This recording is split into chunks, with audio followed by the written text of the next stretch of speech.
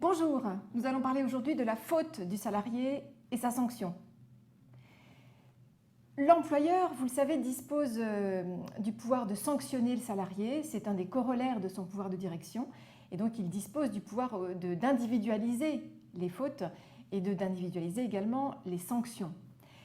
C'est ce qu'on va voir donc à l'occasion de cette nouvelle séquence. Voyons tout d'abord bien sûr le cas pratique. C'est une affaire qui arrive, ou une histoire qui arrive à Paul, un salarié de l'équipe de Fred, qui a fait l'objet d'une mise à pied disciplinaire de 2 jours récemment suite à des absences injustifiées. Et à la fin du mois, Paul s'étonne parce qu'il constate que ces 2 jours de mise à pied disciplinaire ne lui ont pas été rémunérés. Donc il y a un trou sur sa feuille de paye de 2 jours de salaire. Et Paul s'interroge sur la validité de cette retenue pratiquée sur son salaire. Lui, il croyait qu'il était interdit à l'employeur de faire des retenues salariales. Et il pense qu'il s'agit d'une sanction pécuniaire interdite. Fred ne sait pas trop comment lui répondre et donc vous demande votre avis.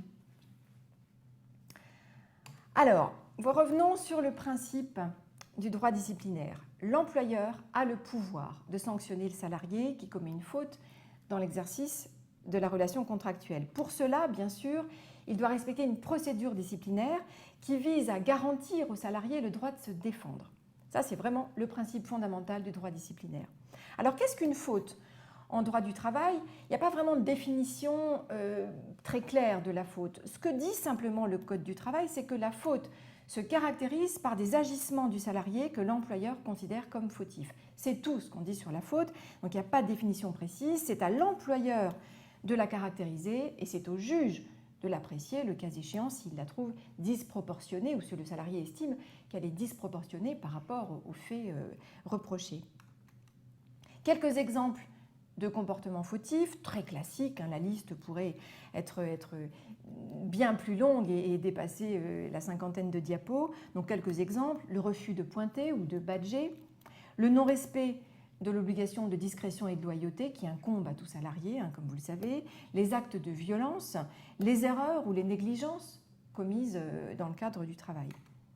Quelle est la sanction ou quelle est la définition de la sanction maintenant? Alors la sanction, pour le coup, là, on a une définition donnée par le Code du travail qui nous dit qu'il s'agit de toute mesure autre que les observations verbales prises par l'employeur à la suite d'un agissement du salarié qu'il considère comme fautif, que cette mesure soit de nature à affecter immédiatement ou non la présence du salarié dans l'entreprise, sa fonction, sa carrière ou sa rémunération. Et donc on distingue 2 grands types de sanctions. Les sanctions dites légères, donc qui n'affectent pas la présence du salarié dans l'entreprise, etc. et les sanctions dites lourdes, qui rentrent effectivement complètement dans cette définition.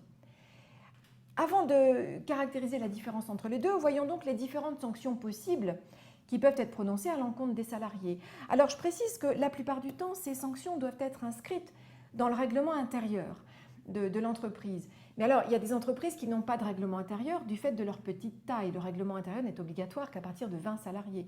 Donc dans les autres, il n'y a pas forcément de règlement intérieur et donc pas forcément d'échelle de sanctions applicables. On peut se référer à la convention collective pour chercher l'échelle des sanctions. Sinon, voilà principalement les sanctions qui existent. Alors l'avertissement, le blâme, qui sont toutes deux a priori des sanctions dites légères, donc qui n'affectent pas la présence du salarié dans l'entreprise, et des sanctions un peu plus musclées, un peu plus lourdes, qui sont la mise à pied disciplinaire, qui va se traduire bien sûr en principe par une retenue de salaire, enfin par une baisse de la rémunération, sauf si les accords collectifs ou les usages sont plus favorables, évidemment c'est quand même assez rare, la rétrogradation, la mutation disciplinaire, le licenciement bien sûr, qui lui-même peut être défini selon 3 niveaux d'importance, selon la faute commise, licenciement pour faute simple ou sérieuse, licenciement pour faute grave ou licenciement pour faute lourde.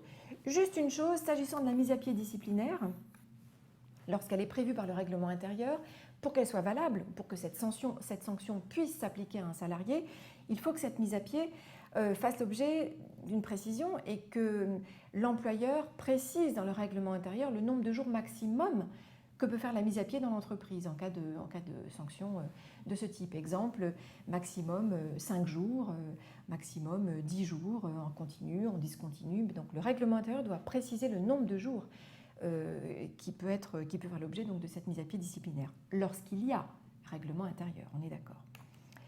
Est-ce qu'il y a des sanctions interdites? Alors, quelles sont les sanctions interdites? C'est notamment les sanctions pécuniaires. Justement, l'employeur ne peut pas se faire justice lui-même et prendre sur la rémunération du salarié éventuellement le montant du dommage causé par la faute du salarié. Les sanctions également qui sont prises sur un fondement discriminatoire à l'encontre d'une victime ou d'un témoin d'un harcèlement sexuel ou moral ou en cas d'agissement discriminatoire.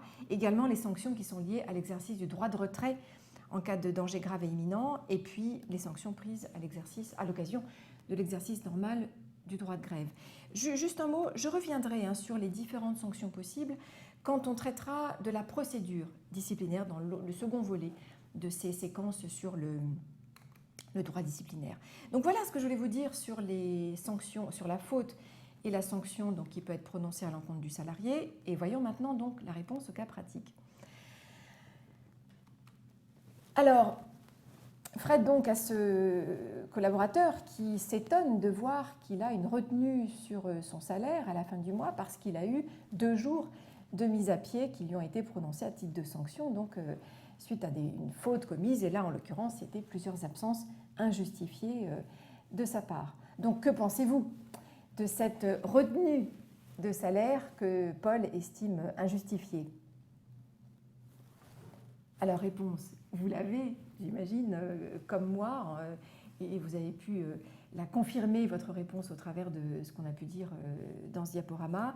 Il faut tout simplement préciser à Fred qu'effectivement, il y a réduction de salaire suite à une mise à pied disciplinaire, mais que cela ne constitue pas une sanction pécuniaire interdite et que cela reste licite. Là, en l'occurrence, la sanction, c'est la mise à pied, ce n'est pas une retenue sur salaire. L'employeur ne s'est pas fait justice lui-même en prélevant sur la rémunération du salarié l'éventuel coût du dommage causé par la faute du salarié. Bien sûr que non, la faute, c'est la mise à pied. Et donc la mise à pied s'accompagne évidemment d'une baisse de la rémunération correspondante au nombre de jours de mise à pied, mais donc on n'est pas sur une réduction de salaire. Alors évidemment, tout dépend des accords collectifs. Certains accords collectifs prévoient un maintien partiel ou total du salaire en cas de mise à pied. C'est rare, ça peut exister, mais bien sûr, mais c'est rare. Mais en principe, dans le fondement même de la mise à pied, il ne s'agit pas d'offrir des congés payés aux salariés, lui dire tu restes chez toi sans venir travailler, on va te payer. Ce n'est pas ça la logique, évidemment, sinon il y aurait une espèce de défaut de raisonnement quelque part. Mais donc, pour répondre à Fred, il faut dire à Paul que non, on n'est pas sur une retenue salariale interdite, pas du tout. Voilà sur cette première partie relative au droit disciplinaire, et je vous donne rendez-vous sur une prochaine séquence, cette fois-ci sur la procédure disciplinaire, à ne pas manquer, sous aucun prétexte.